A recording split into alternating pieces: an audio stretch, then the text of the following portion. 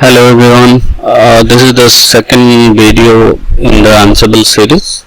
On the first video we have discussed how to install Ansible. Now we'll see how to work with Ansible. So basically we have to mention the host names that we want to manage through Ansible. We can group it by a name or we can give it individually. So where you have to do that, you have to go here, etc Ansible and hosts. You go here, you can give these machine IPs or FQDNs here, or you can group it by here. So for my servers I have grouped it here. I have given a name like Docker servers and given the IP for that, and you have to save it once. Okay, I need to be sudo to do that.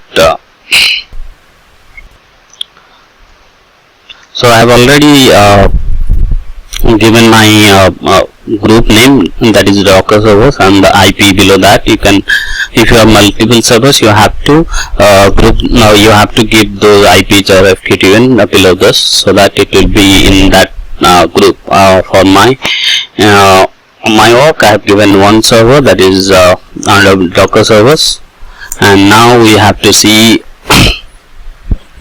that we will just what we'll do is we'll do a Ansible Docker servers, that is our group, and we have to give -m, that is our module, and we have to give ping, and we'll see how that reacts to it. You can see that it gets a successful message, and it gives us that pong. That means it discovered that particular machine and could able to communicate with that. We can also see that how many servers we have under Docker servers group. What we'll do is we'll give -list -hosts. It shows us that we have one host here in this group, and that host's name is, or host IP is this. If you have given FQDN, it will show that here. Then we will use module setup and see it will fetch out all the information from that machine, all these machines within that group. So we just do that. We'll see all this information coming in. You can see all this information that comes in. It is the server IP, it's can able to reach, and all these IPs in that server, all these informations, the boot image, you can see this one, the interface details, MAC address, everything about that. You can see the DM 0, DM1, all those disk related information, and then you can see the distribution that is CentOS, and you can see a lot more information here which you can grab as per your requirements. So all this information can be fetched out to that module, setup module. So you just give this Ansible and then your group name, then -n for the module, and then the module is set up. As I have told earlier that we can also send ad hoc commands to get some information. So let's use that module command an, then we'll give that in the single quotes. That's time. Okay, it is showing us some error, that error extraneous options or argument. That means we have passed on some some errors, passed on some values that cannot be read by the Ansible, so we have to check our syntax. Okay, you can check that I have just corrected the syntax, and by which it is giving me the status uptime of this particular machine, that is I am managing through Ansible. And like that we can use cell module as well, and I'll just show you that.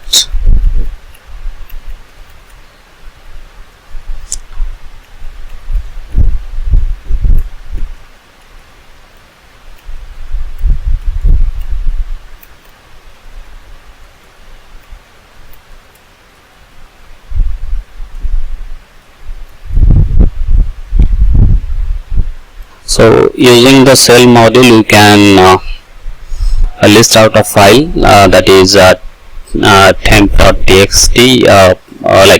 What we will do is we'll list out whatever files we have there in the Ansible home directory. We'll pass those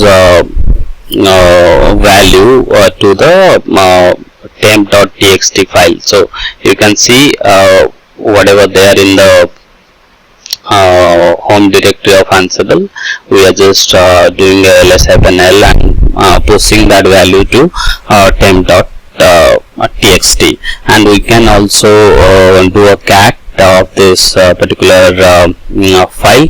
For that, let us do a cat and give a cat and do a command. We'll use command module and do cat, and you can see that it is showing us the content of the temp.txt file. We can see that by cat temp.txt, and so what we'll do is next we'll see that next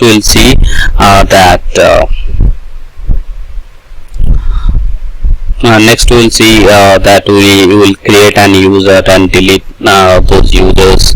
Those kind of operations we can do through the okay. Let's see this operation. What we are doing is we are creating a username user1 and giving it a password, and we are using bcom. Bcom means it will be privileged as a super user. The Ansible user will become a root user, because as a root we can only create users. So we just do that and see what it returns. You can see the user are warning the home directory already exists, copying file from this. That means we have created this user before, and when we have deleted it, we have not deleted its home directory. So we are seeing this particular standard error messages while creating this user, but user has been created. How to verify that? Come here to my node what I am managing through my control machine, Ansible control machine. Let's do a cat etc password. You will see that a particular user has been created, and now what we will do is we will delete that particular user. So what you have to mention is that the username and the state is equal to absent. Let's fire that one and see if my user gets deleted or not. Yes, the status has been changed, and we can see that users should have been removed by this time, and you can see that we don't have that user1. Like that we will be able to install and install packages. We will be able to remove packages. We can control their services, start those services. We will do that. Let us let us install a package and then see if it is getting installed or not. So we will install IOTop package. Let me first check on my control on my destination machine if I have this command or or not, or this package or not. Okay, it is not there, so let us install and then we can check if this is getting installed or not.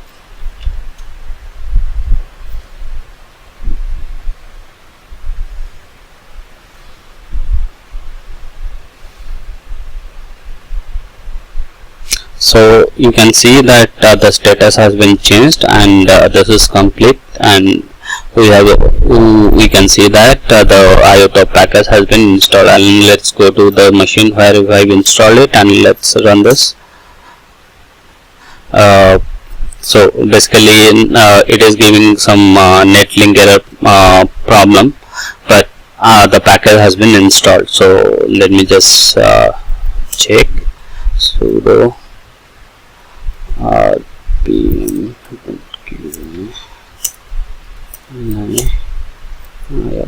top. See, the package has been installed. So what we will do is we will now remove this package from the server and see if that is being done or not.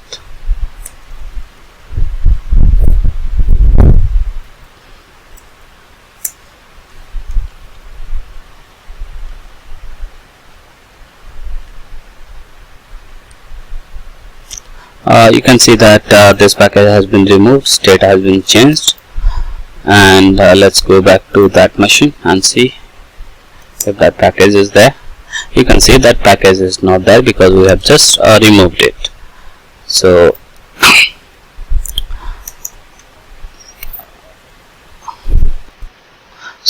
like I have installed, so we just now got to know how to install a package and how to remove a package, how to control package management through Ansible.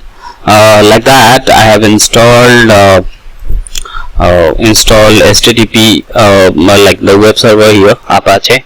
So what I can do is I just see that HTTP. Okay, the HTTP is not running currently, so what we will do is we'll start it. So what we will do is let's do httpd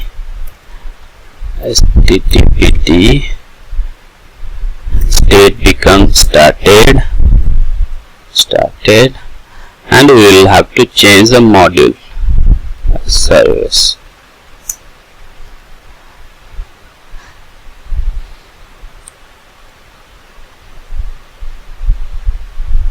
So you can see this, all this information, and the state has been changed, and we can see that we would be seeing that the service has been started. Let's go back to the other machine, the machine we are controlling from Ansible. Let's see that. You can see this particular service has been started, and we can stop this service also. What you have to just do is let's say stopped stopped.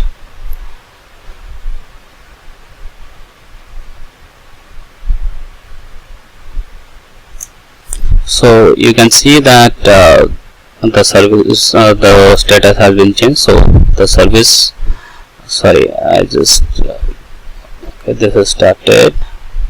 Yeah, this is stopped. Service has been changed. The status has been changed, and the service should have been stopped by now. And we will see that going the other machine we are controlling through Ansible. Let's go here, and we will see it here that this particular service has been stopped. So by that you will do this all the service operation with Ansible.